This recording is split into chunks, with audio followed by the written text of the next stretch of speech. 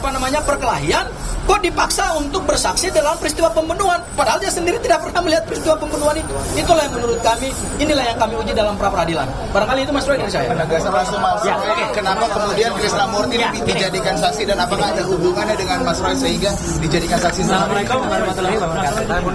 Saya ditanya ya. Pertama-tama saya aturkan terima kasih atas kehadiran 4 saksi dan 1 ahli.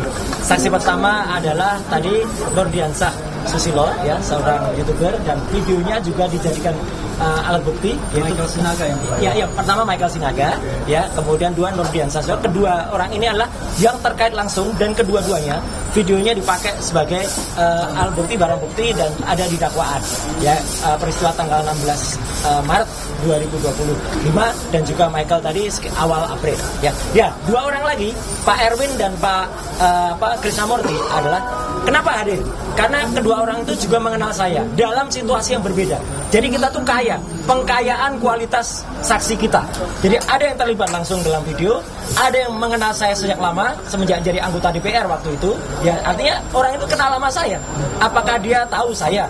Apakah dia kemudian dipanggil gitu dan kemudian dia hadir?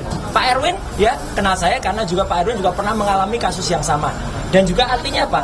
Ini menunjukkan, kalau tadi teman-teman pengen tanya lagi, kenapa ada Krisnamurti? Itu adalah upaya kami, upaya kuasa hukum untuk menghadirkan saksi-saksi yang fair.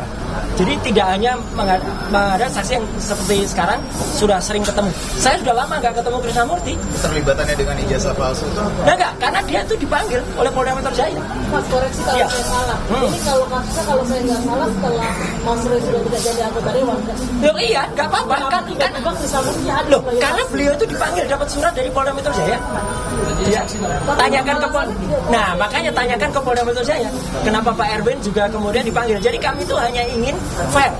Kami fair. Saksi-saksi yang pernah dipanggil oleh Polda Metro Jaya kita undang kehadirannya di sini, ya, itu clear ya. Dan 2 yang jelas, kalau mungkin teman-teman akan jawab, wah iyalah jelas Mas Nurdiansah, Mas Ian, Michael Sinaga itu kan dekat dengan dia. Iya, ini ada 2 saksi yang saya ketemu Pak Erwin itu mungkin sudah berapa tahun yang lalu, udah nggak pernah ketemu lagi dengan Pak Krisnamurti. Ya, udah lama juga nggak ketemu. Tiba-tiba dia itu jadi saksi. Dan ketika beliau bersaksi di Polda Metro Jaya pun saya nggak tahu. Ya, jadi itu adalah atas kepiawaian para kuasa hukum saya yang kemudian mengatur supaya kami itu menghadirkan saksi yang benar-benar fair, ya, tidak kemudian ada terkait atau kemudian diajarin dan lain sebagainya, nggak ada. Maka teman-teman bisa lihat, kadang-kadang tadi Mas Krisna agak lupa gitu, nggak apa-apa, ya itu fakta. Kalau bisa kita hadirkan saksi yang misalnya lebih dekat dengan kita, jadi ingatannya masih fresh, ya, itu. Tapi di sini yang ingin saya tambahkan adalah tadi saya menambahkan apa yang diterangkan oleh Mas Refli dan juga Mas Sangaji adalah apa? Alat bukti yang kita hasilkan atau barang benda yang kita hasilkan itu adalah misalnya 1, ya, yang kemudian kita buktikan meskipun kita tidak masuk ke pokok perkara. Tapi pasal 32 Undang-Undang ITE, kebetulan sekali lagi mohon maaf sekali, saya sampaikan bahwa saya ikut membuat naskah akademiknya. Itu adalah computer crime. Kejahatannya terjadi di dalam komputer. Dan itu bisa dijadikan barang bukti kalau bisa diakses. Teman-teman tadi bisa lihat, ya, itu jelas-jelas bisa diakses. Dan yang untuk mengakses apa? Komputer milik Pengadilan Negeri Jakarta Selatan. Hakim cerdas banget. Hakim menanya, itu komputer akunnya milik siapa? Akunnya milik PNJS, Pak. PNJS adalah Pengadilan Negeri Jakarta Selatan. Jadi bukan akun saya, bukan akun handphone teman-teman kuasa hukum.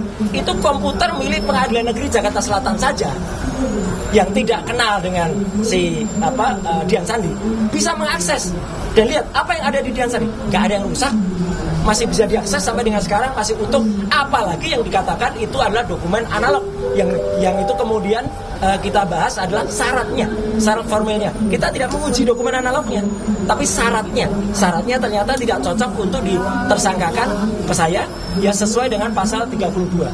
Jadi apa? Mungkin itu sesuai dengan pasal yang untuk pencemaran dan fitnah, tapi tidak cocok untuk Undang-Undang ITE, karena Undang-Undang ITE itu butuh namanya alat bukti yang khusus, yang spesifik, itu butuh komputer. Jadi sekali lagi ya, kita ingin hadirkan yang benar-benar clear, benar-benar jelas. Jangan sampai itu kemudian dituduh ya, oh ini nanti ada rekayasa ala-ala Solo.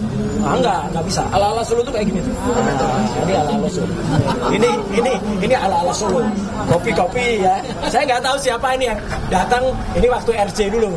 Waktu RJ. Jadi ini RJ Restorasi Justice ala-ala Solo.